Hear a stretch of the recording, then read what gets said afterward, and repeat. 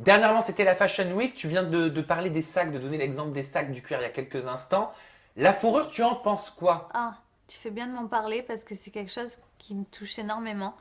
C'est que, par exemple, moi je pensais avant que quand on faisait un manteau de fourrure, ben on prenait un animal mort. Ok, c'est horrible, mais bon, il est mort. Et là, en fait, je me suis rendu compte que non. Quelle que soit la fourrure, il faut que l'animal soit vivant.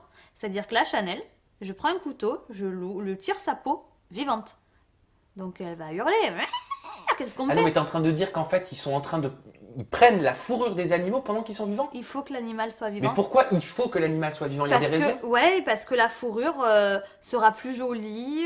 C'est comme ça en fait. Et je sais pas pourquoi. Il faut que l'animal soit vivant. Oui, mais après, les industries de la fourrure vont se cacher en disant que ce sont des animaux qui sont élevés spécifiquement pour ça. Mais c'est une honte de dire ça. C'est comme si on enfermait des humains dans des cages en disant bah, ces humains sont élevés pour ça. Mais t'es qui en fait pour faire ça? Et je veux juste que les gens comprennent qu'il y a de la fourrure synthétique. C'est très beau. Si vous voulez absolument des poils, on est en 2017, mettez du synthétique. On n'est plus à la préhistoire où il faut se couvrir avec des peaux d'animaux pour pas avoir froid.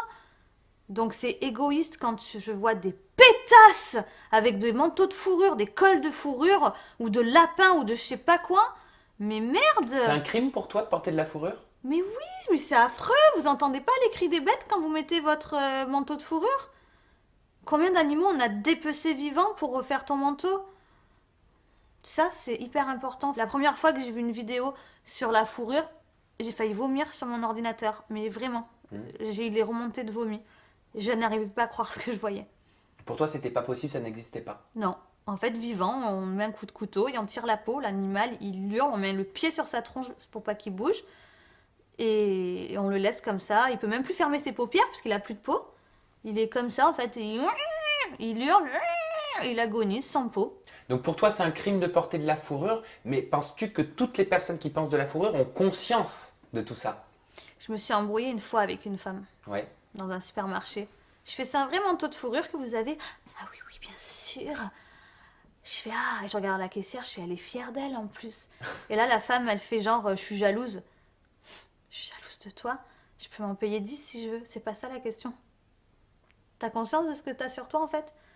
Et là, je lui explique et je vois qu'elle comprend rien, qu'elle est là. Genre, je suis jalouse de son manteau de fourrure. Et en fait, on s'est grave emboucané. Bon, ça a fini que les flics sont venus dans le C'est pas supermarché. vrai!